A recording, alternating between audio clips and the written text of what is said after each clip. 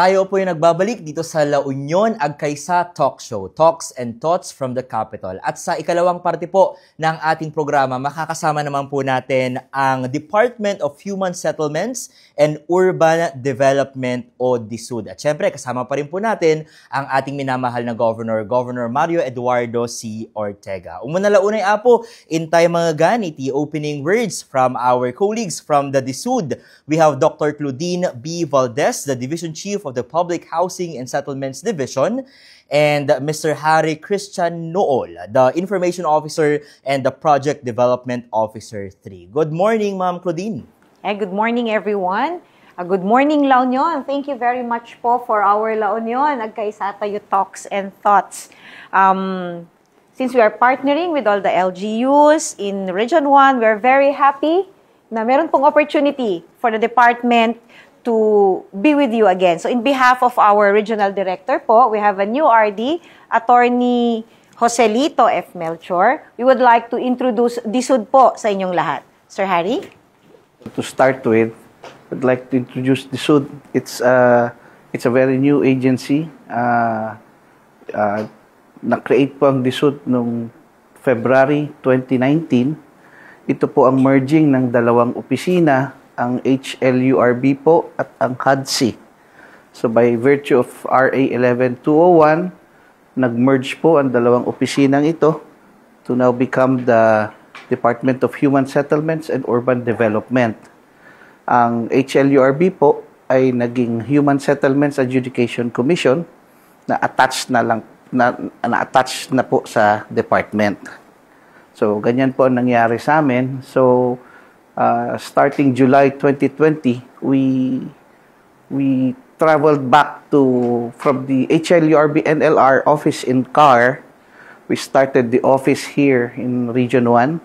So we are now at Florentino Building, third floor of that Florentino Building since July of 2020 at the height of the pandemic. Okay po, tama po dahil nga DSUD is probably one of the youngest departments we have at nagpapasalamat po tayo dahil nga ang DSUD ay naka-house dito sa San Fernando, La Union as the regional center po ng Ilocos Region. And speaking of DSUD, agyaman tayo apo ta adamat dagiti programa apo iti DSUD maipapan iti panagtulong apo kadagiti umili ditoy probinsya ti La Union nang nangruna apo dagiti naapektaran iti daytoy bagyo nga emong. Daytoy apo iti Integrated Disaster Shelter Assistance Program o IDSAP. Ayan, alamin po natin what is this program about. Ayan. So, DSUD po, meron po tayong tinatawag na IDSAP or the Integrated Disaster Shelter Assistance Program. Ito po yung binibigay po namin sa lahat po ng mga residential houses na tinamaan po ng both natural and man-made calamities. Actually, si IDSAP po was way back 2024. And we would like to inform everyone that we have already given assistance din po to some LGUs in La Union. So as we have said, ito pong IDSAP natin covers damages caused by either man-made or natural disasters to residential houses lang po. So yung natural disasters natin would include typhoons, earthquake, volcanic eruptions, or floods. Yung man-made naman po, pwedeng fire incidents, pwedeng bombing, pwedeng explosion, industrial accidents, or armed conflicts. Sino po yung makaka-avail? Yun po. Ito po yung mga kabahayan or residential houses affected or damaged by either man-made or natural calamities po. And ano po yung marireceive nila? So, marireceive po nila financial assistance. Yun po, hindi po full recovery ng amount. We would like to emphasize that it's a support or an assistance. 30,000 po tayo sa totally damaged houses and 10,000 din po tayo sa ating partially damaged houses. Pero may criteria po tayong ginagawa. Aside from that po, we are partnering with the International Organization for Migration.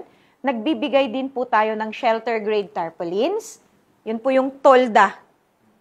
Ngawawagan tayo ti Ilocano, to which we have already given sa lahat po ng provincial governments in Region 1.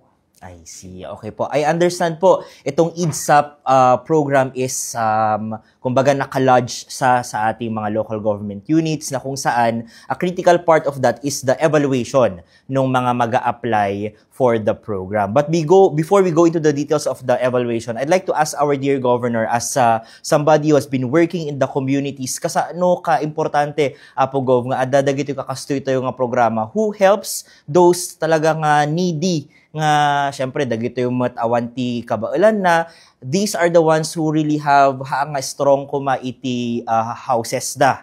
You are giving hope to people who is at their darkest part in their life when they lose everything. So no matter how small it is, that it's a light at the end of the tunnel na sinasabi nila. And what does it symbolize? It symbolizes hope. For you to have more faith with government and all that you are not forgotten. So, alam mo yun, psychologically, na-energize mo yung tao to move on. Instead of yung pababa na lang siyang ganon. So, that is how I look at it when these are the agencies there. The SUD, the SWD, yan ang mga light at the end of the tunnel kung tawagin nila. And, well, with local governments, just like the provincial government, the local government, even the barangay government, no? These are lights at the end of a tunnel when you are at your lowest point. Ang ganda po ng sinabi po ni Gov. And of course, this light, in as much as you want to share to everybody, ng limited mga ronti resources tayo in the government. So, Ma'am Claudine and Sir Harry, you walk us through the procedure or the process, aging gana DJ evaluation, tapno dagiti most deserving iso dati makaawat dito yung financial assistance. Masapol apo nga dumalan iti local government unit. However, di ko na ni Gov tatay, magna iti barangay. Di barangay apo, mangisubmit iti master list, ijay LGU da. Di LGU apo, through di designated nga housing officer, when no sino man apo nga designar ni apo mayor, isuda iti mang consolidate. Previously apo, di last year, naitadmin kanyada, di standard forms, nakastart kami matan iti orientations, kadag iti LGUs tayo, iti Region 1, we have 125, which includes La Union po. So, naisubmit dan apo kini LGU, ni LGU, agaramid iti request letter, master list of beneficiaries, kan certificate of eligibility. Taibagbaga na yung certificate of eligibility apo nga qualified, dagito nga adajay listaan nga aggressive iti tulong. Ngam apo, adalang ti maysa nga kuana dajay. No naka-receive na po iti other shelter assistance. Kasla ko madya AX nga specifically for shelter dajay tao, hanen nga maikan ni disud. In the same way apo, ngano ni LGU, nangitad mo't iti shelter assistance, hanen nga maka-receive, iso nga mabalin nga dajay nagan na master list, iti damaged houses, ngam awan sinagan na iti certificate of eligibility po. So, numalpasan di apo, the mayor would make a letter of request, ito da documents kanyami. So, after we receive the documents po, magta-table validation kami. There are only 5 requirements po sa ating IDSAP. The letter request from the mayor, the disaster report or what you call as your SITREP, and then yung certificate of eligibility, the master list, and the BES or the beneficiary eligibility sheet, ginagan di beneficiaries, kanji picture, kanji ID na laang apo. No ma-evaluate mi nga kompleto daytoy kan agpapada ti spelling tinagan, address, and consistency, i-schedule min apo iti field validation. Masapol apo nga pananmi nga saggay sa dagitoy nga balbalay. Ta in many instances apo, adda dagiti met mai-report nga han nga residential. Wenno di kunatay na apo nga medyo questionable. Tada mo di criteria, no kasano nga qualify mi isuda nga partial wenno total. So dahil say apo iti proseso tayo. Siguro ti next nga question sir, anticipate ko, kasano ka bayag? Nga kabayag, kasano ka daras? Ayun na po. So, idi last year, han tayo unay apo nga, han unay nga do, iti damaged houses tayo. Ito'y Region 1, including La Union. Medyo, yun, spared tayo nga ako na ni Gov apo. But this year apo, for the record, pumapalo na tayo ng more than 100,000 in Region 1. So, ang gagawin po natin, first come, first serve po apo, with complete documents. So after ma-table validate, nga kompleto yung documents, schedule min kini LGU. So go for the record din po, as of Friday, hindi ako pwedeng magkamali, kaya babasahin ko po talaga ang mga nag-submit po from the province of La Union na LGUs. First honor po si Sudipen La Union. Sinundan po ni San Juan, Bawang, Bacnotan, Santol, Agoo, Rosario, and Bangar. So, yung isang tanong po ulit, paano po kapag ang dami-dami sa isang LGU, like sa San Fernando City, we have more than 10,000. Ina-advise din po natin, kung itong pagkakataon na ito po, I'll get this opportunity that we have also advised our LGUs, if they finished one barangay na, endorse na po, batch 1. Next barangay, endorse na po, batch 2. Because as of the moment, for Region 1, 20 LGUs, around 10 to 15,000 po yung pupuntahan naming bahay. Hindi po namin maa-assure na aabot po tayo ng 3 buwan bago ma-release. So, anos-anos kakabsat, taumayanda kayon to amin. Correct, Apo. Dagito yung Apo ti, kumbaga, requirements that the government really have to go through to ensure nga dagito yung Apo limited resources that we have kat maipan Apo dagiti talaga nga most deserving. Sir Harry, siguro in a nutshell, tell us or share to us, inya ba iti nagsabalyan, iti in the eyes of the SUD, iti partially damaged and totally damaged, inya dagay key criterias? Well, for totally damaged houses, Apo, kahit nasa uwan, dadyahaan mo mabalinan nga pagyanan. When no, pilitom ti agyan ka delikado ti biyag mo. Ti mabalinteng i-consider nga totally damaged. Ti partially damaged mo, Apo, well, ado ti mabalinteng criteria dita. I mean, dumaga, dadyan na itayablaan ti yero. Mabalindang mga isubli, medyo hantay nga mabalindang i-consider dihay. At damages nga, kasla nag-crack jay wall or na totally nga na i-cut jay half ti yero, pati jay ko na-rusot jay unag. Ayan, pwede nating i-consider. So, iso DJ ti umaymi kitaan no talaga laeng nga mabalin. Siyempre, medyo adam substantial met jam ito nga tulong kitaan mi talaga nga deserving met nga tanong nakupit mo la DJ yero tayo ikantay ti nga 10,000 baka griri mo di karoba na nga kasjay so nga adda criteria tayo Apo nga maus-usar. Kung naabot atay ni Ma'am Claudine nga the IDSAP kat kasa supplementary laeng we screen out dagiti nag-apply well in fact nga nakaawat magampi na other shelter aid from other agencies. Does that include even private agencies, ma'am, no adaman? Yes po. Yes, Okay. sir. In the part of the provincial government, Apugov, adda dagiti programa tayo that provides primarily shelter aid para kadagiti constituents? Definitely, we will be having that also. Dati kinaado iti na dadailan na niya. Kinagita na pukawan iti balbalay na. Hanga magabgaban ti may isang agency dato. So this is where the tulong-tulong kung tawagin nga nila. Isugaro nga agkaisa. That is the effort of one and the other are put together so that you will be accomplishing a certain task. And in this manner, it is rehabilitating or giving people nga datay napukawan iti balbalay daw no heavily damaged nga matulungan tayo isuda. Tatati may isang damagi laking wada ata. You see there are a lot of houses nga na-wash out niya because natangken ti ulo da that they go to the shoreline where the salvage zone is already a very dangerous place to go.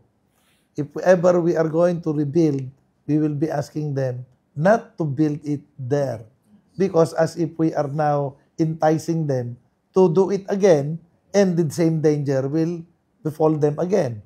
So, I hope ada kuma formula tayo pay nga kasyanay because you are also in housing. So, that is one area where what do we do about it?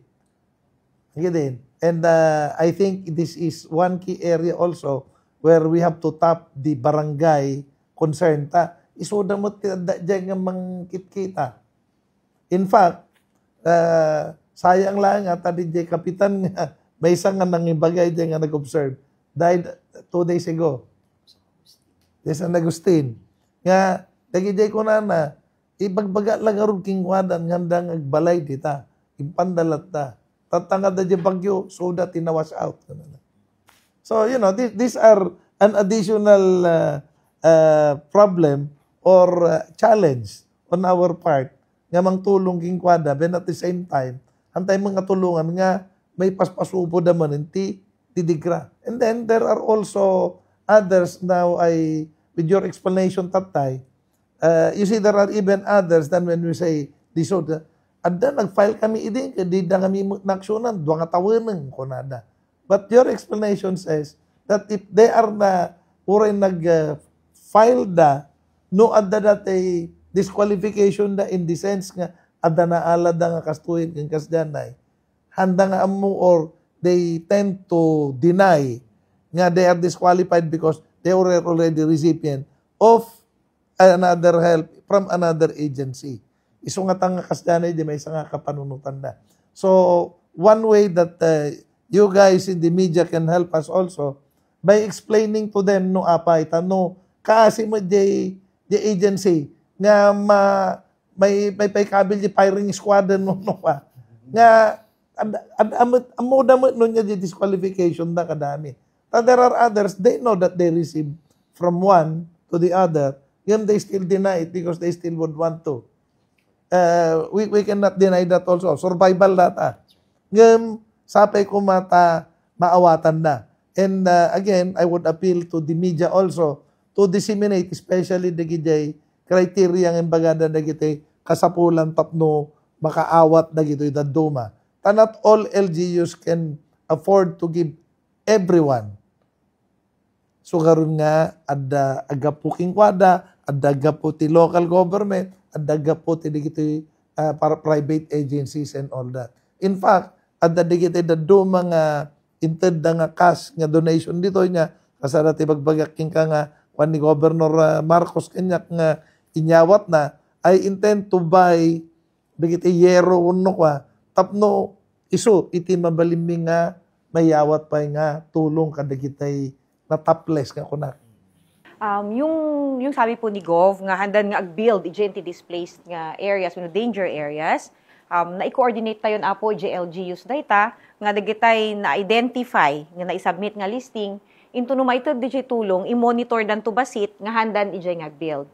So apo daytoy ket adamot digay makunkunapay nga local shelter plan ken comprehensive land use plan nga talaga nga maibaga ijay digi lugar nga han nga mabalin nga pagbuildan. So kay LGU po yon. Although, gaputa housing tayo nga rod apo, kan kayat tayo mo't ang no, ag-rebuild dan, haanan nga, the same nga danger will be fall on them. So, meron po tayong monitoring and evaluation and impact assessment din, kasama po ni IDSAP yon, and we are coordinating with the local housing boards of the different LGUs po. Yung second po na area on, yung sabi nga ni Gov nga, dagidaduma nga talaga, questionan da, no apay nga kastoy, apay nga kasjay. So what we do, no apang kami apo, kunamot ni LGU, narigat no da kami makabasol, when no ni barangay, ungop. So, da kami timang ibaga, apo, disqualified kayo, gaputi kastoy. Tinang disqualify kanyayo, apo, kat da kami ni disod, hanga da kami ni LGU. We do that, ngamin, one-on-one, nga apanan mi dagitoy nga balbalay, apo. Di third pay no di ko na ni Gov nga daytoy assistance nga agapo kini disod. So meron na din pong naibigay na meron ding ibibigay talaga si LGU apo di ba first responder nga talaga ni LGU mapan kini province san tumapan iti region kasla nga supplemental augmentation tayo. We are working out din po disclose na ba natin with a new partnership if we could also request for shelter repair kits and other shelter items. So hopefully with our partnership po sa ating international partners, mabalin nga makaala kaminton, tain yun unamin apo dahito shelter grade tarps nga naitad. So in La Union initially we had given 1,000 to 1,500 plus to the provincial government, aside from dagijay direct request iti LGUs po, dagitay naka state of calamity. And last year, idinagrugiday nga program, Governor, we have given already financial aid to the municipalities of Luna, Agoo, Bawang, Bangar, and Bangar po. You know, one of the things that is running into my mind, you give these shelters nga dagitoy tents anya. Probably we also need to identify a place where they can put it up. Because like kunyari dyan, the shoreline, the Bagyo, alang ang mga ijay manin.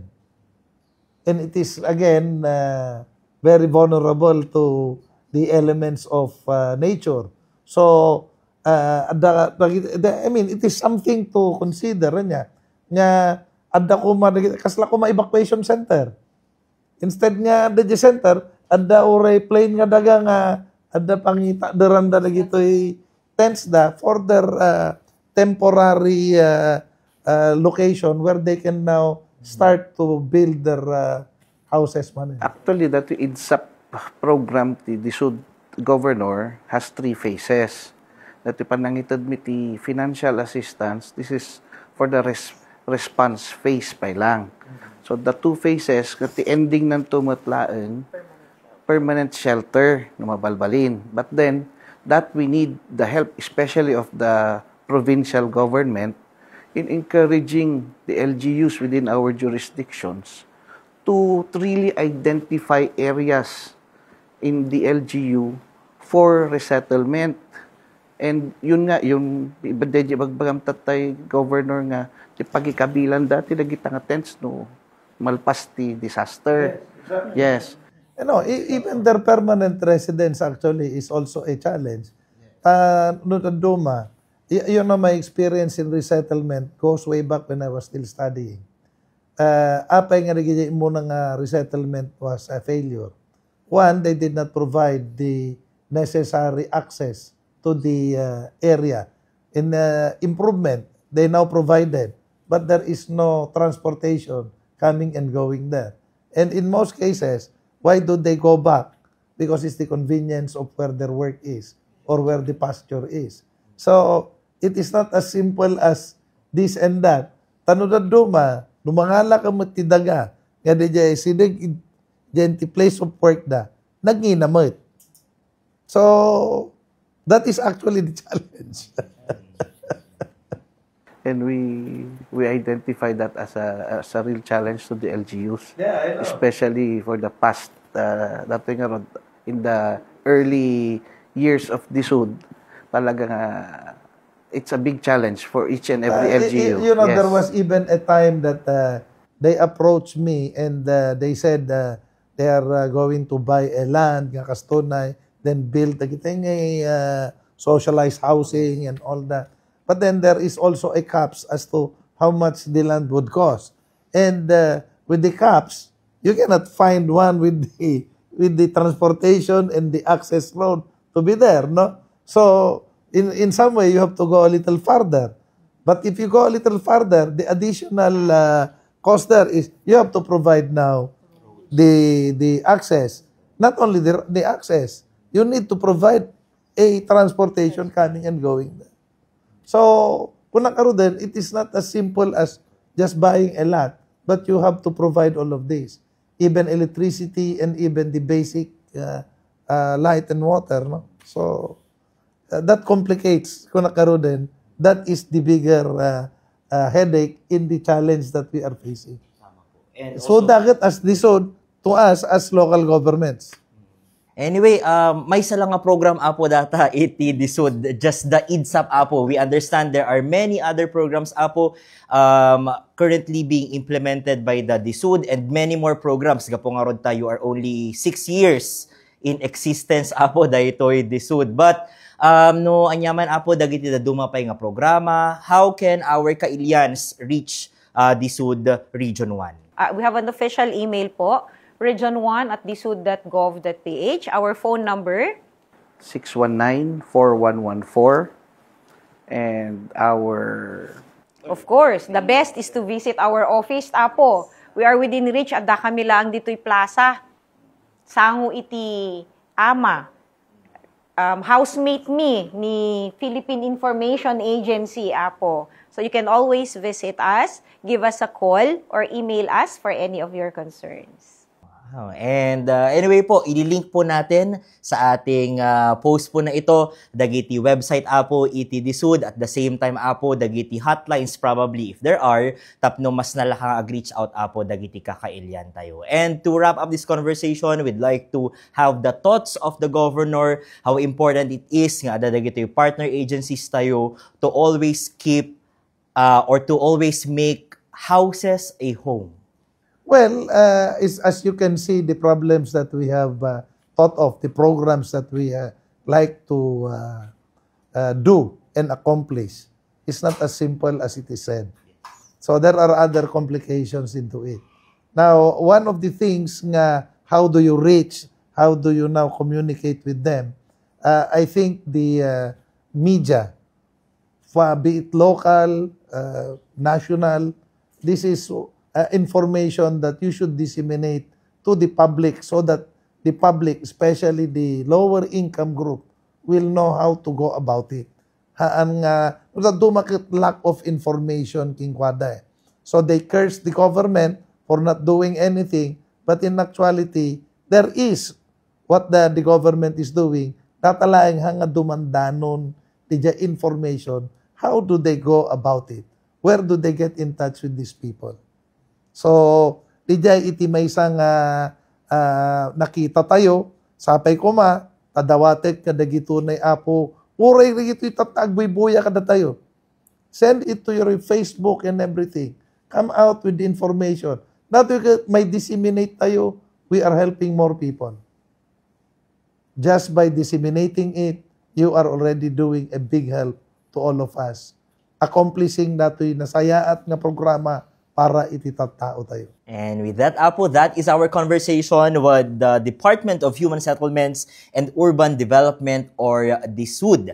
At sa ikatlong parte nga po ng ating programa, makakasama naman po natin ang ating mga agkaisa from the DSWD and the Department of Public Works and Highways. Sa ating pagbabalik.